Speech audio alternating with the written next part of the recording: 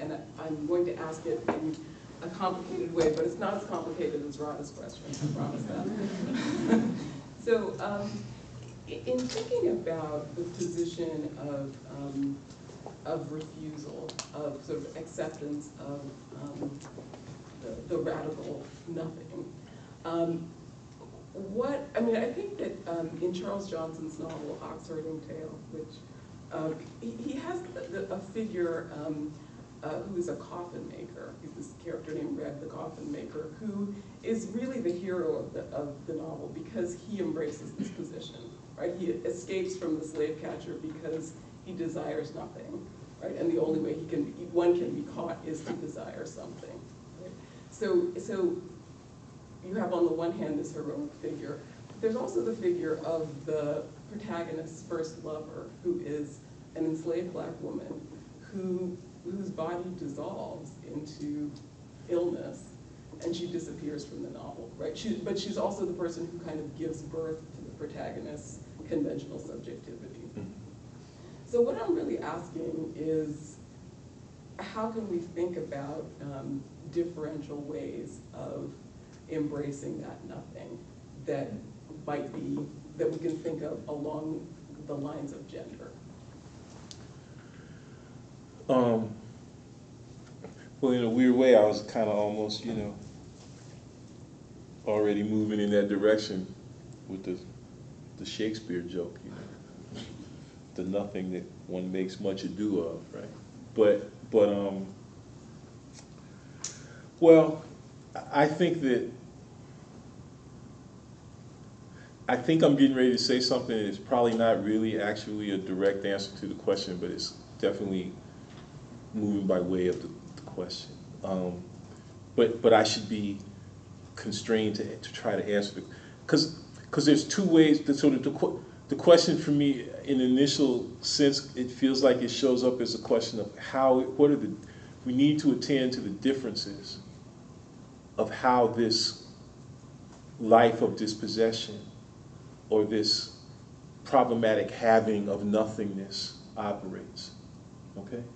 And certainly, clearly there are differences, right? Like,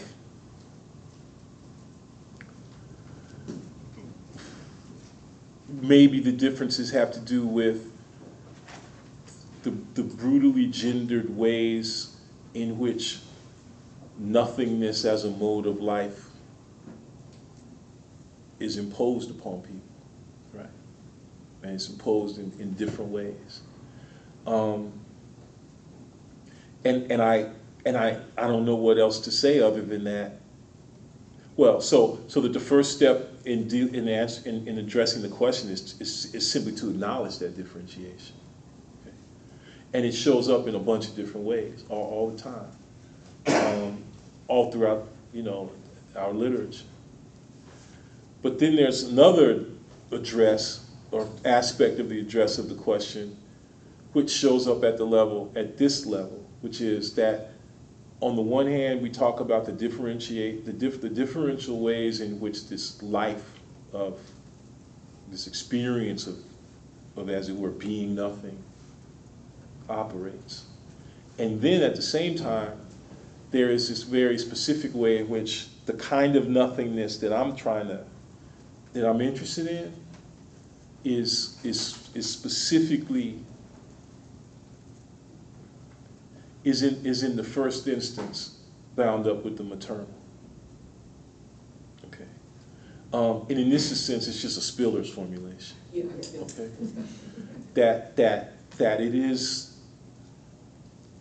through the mother, in her impossibility, that nothingness is passed. Not just that nothingness is handed. Okay.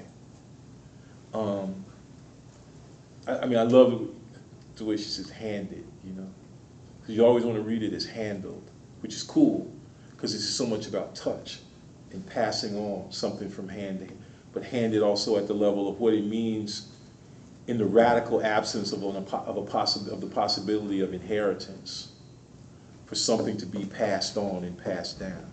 Okay? And what it is passed on and passed down is precisely that which ought not be and cannot be passed down.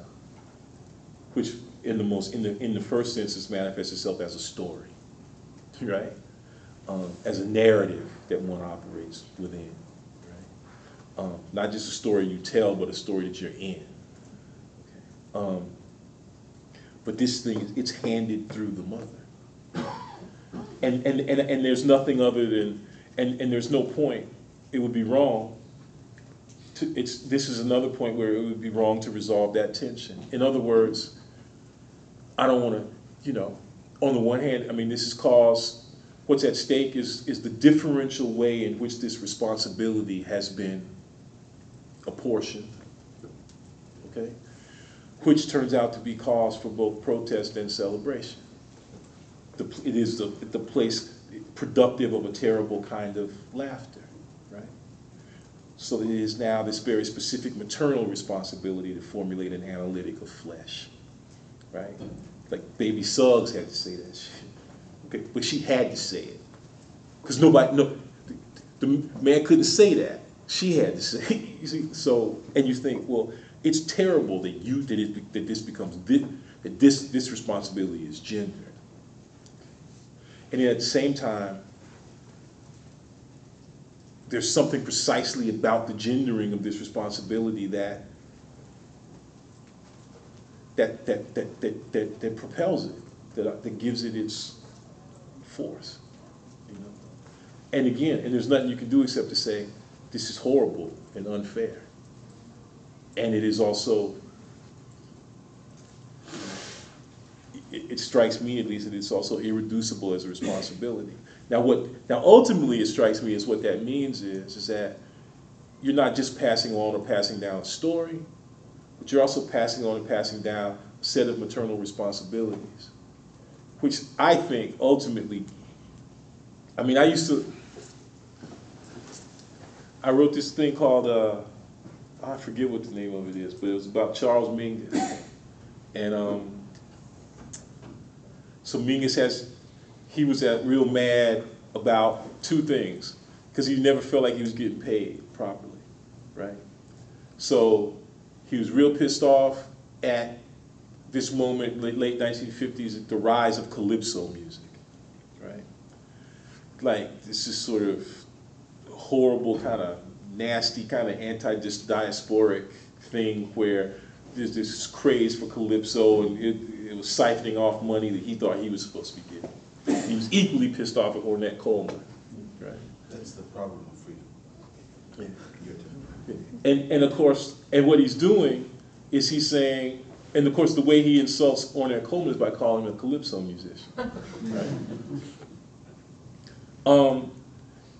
And what he was interested in trying to do was therefore and he was pissed off because Ornette Coleman had actually come up with a name for what his music was. So it gave it the honorific and allowed people to think about it as a kind of theory, of harmolodics, right? So he comes up with a name for what he was doing. He calls it rotary perception.